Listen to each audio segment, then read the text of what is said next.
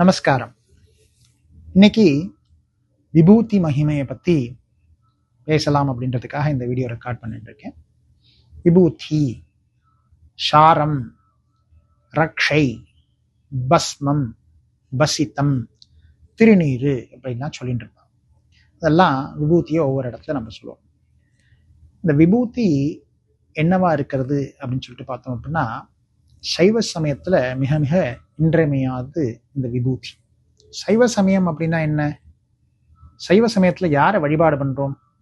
சிவபெருமான முழுமுதற் கடவுளாக வழிபாடு செய்யறது சைவ சமயம் அப்படின்னு சொல்லிட்டு சொல்லுவோம். இந்த சைவ சமயத்துல மணி மந்திர ஔஷதம் அப்படின்னு சொல்லிட்டு சொல்லுவாங்க. மணி ருத்ராட்சம், மந்திரம் பஞ்சாட்சரம்னு சொல்லக்கூடிய அந்த பஞ்சாட்சர மந்திரம், ஔஷதம் விபூதி.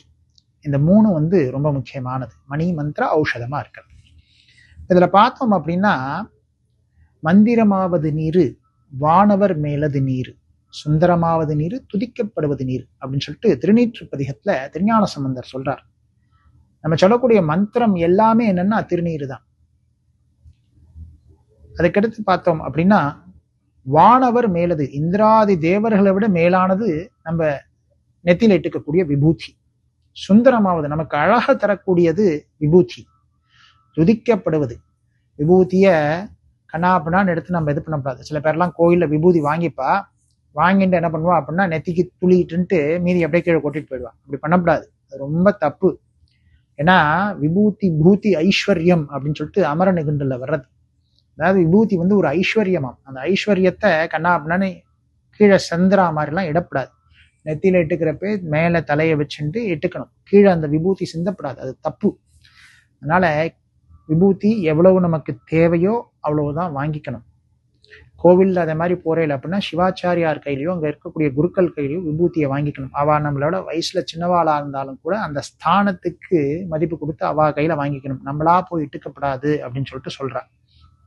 அதே போல ஔவையார் சொல்றப்ப சொல்றா, நீரிழா நெத்தி பாழ் அப்படின்றா. நெத்திக்கு விபூதி இட்டுக்கல அப்படின்னா அது சூன்யமா, அந்த மூஞ்ச பார்த்தாலே பாவமா. அதே போல விபூதி இட்டுக்கிறவாளை பார்த்தா நமக்கு அவ்வளோ ஒரு புண்ணியமா. நம்ம விபூதி இட்டுக்கிறது மட்டும் இல்லை, ஏத்தா மாதிரி விபூதி இட்டுன்னு ஒருத்தவாளை வர்றதை பார்த்தாலே நமக்கு புண்ணியம் அப்படின்றான். அதே போல பார்த்தோம் அப்படின்னா, விபூதி இட்டுக்கிறதுனால துஷ்ட தேவதைகள் யாரும் வர்றதில்லை அவ பக்கத்துல. துர்தேவதைகள் பக்கத்துல வராதாம். இந்த பேயி, பிசாசி, ஏவல், பின்னி, சூன்யம் அதெல்லாம் எதுவுமே அந்த விபூதி இட்டுக்கிறவா பக்கத்துல வராது. அவ்வளவு ஒரு இது. அதே போல சூரியன்ல இருந்து வரக்கூடிய கதிர்கள்னால வரக்கூடிய அந்த சக்தியை ஒரு கண்டக்டரா நமக்குள்ளார செலுத்துறது விபூதி. அதே போல இந்த மெஸ்மரிசம் அப்படின்னா சொல்லுவா இல்லையா, இந்த ஹிப்னாட்டிசம், மெஸ்மரிசம், அவெல்லாம் இந்த விபூதி இட்டுக்கிற வாழ்க்கை அவருடைய எந்த பாச்சாவும் பலிக்காது. அந்த அளவுக்கு விபூதி ஒரு ப்ரொடெக்டிவ் ஃபோர்ஸா இருக்கிறது. விபூதி நம்மளோட உடம்புல இருக்கக்கூடிய ஹீட்டை கம்மியாக்குறது. ஏன்னா பசுமாட்டிலேருந்து வரக்கூடியது தானே விபூதி. பசுமாட்டிலேருந்து கிடைக்கக்கூடியது அத்தனையுமே ஔஷதம். பசுமாட்டோட பால் ஔஷதம். தாய்ப்பால் இல்லாத குழந்தைக்கு பசும்பாலை கொடுத்து இது பண்ணுவா. சுவாமிக்கு அபிஷேகம் பண்றது பசும்பால், பசும் தயிர், பசும் நெய்யால அபிஷேகம் பண்றோம். ஹோமத்துக்கு பசு நெய்யால ஹோமம் பண்ணிட்டு இருக்கோம். அவ்வளோ ஒரு புனிதமானது அந்த பசுமாடு. அதுல இருந்து கிடைக்கக்கூடிய அந்த விபூதியும் அவ்வளோ ஒரு புனிதமானது, மகத்துவமானது. விபூதி நமக்கு செல்வத்தை தரக்கூடியதாக இருக்கிறது. நம்மளை காத்து ரட்சிக்கக்கூடிய ஒரு ரக்ஷையா இருக்கிறது. அதனாலதான் அதை ரட்சை அப்படின்னு கூட சொல்லுவா. நம்ம செய்த பாவங்கள் எல்லாத்தையும் நீக்கக்கூடியதா இருக்கு. அதனாலதான் அந்த பஸ்மம் அப்படின்னு சொல்லிட்டு சொல்றா. இன்னொன்னு, விபூதி நமக்கு இன்டைரக்டா சொல்றது, நீ எவ்வளவுதான் படிச்சிருந்தாலும், எவ்வளவுதான் பதவிகள்ல இருந்தாலும், எவ்வளவுதான் செல்வத்தோட இருந்தாலும், எவ்வளவுதான் பெரிய பந்தங்கள் சொந்தங்கள் எது இருந்தாலும், இறுதியா நம்மளுடைய இந்த வாழ்க்கையானது பஸ்மமாகிறது. எதுவும் நிரந்தரம் இல்லை. அதனால நம்மளும் சந்தோஷமா இருந்து நம்ம கூட இருக்கிறவாளையும் சந்தோஷமா வச்சுக்கணும். இன்டைரக்டா நமக்கு சொல்றது இந்த விபூதியானது. அவ்வளோ ஒரு மகத்துவம் இந்த விபூதியில இருக்கிறது. விபூதி சில பேர்லாம் ஊர்ல எல்லாம் கோயிலெல்லாம் பார்த்தேன் அப்படின்னா விபூதி மந்திரிச்சு தருவா.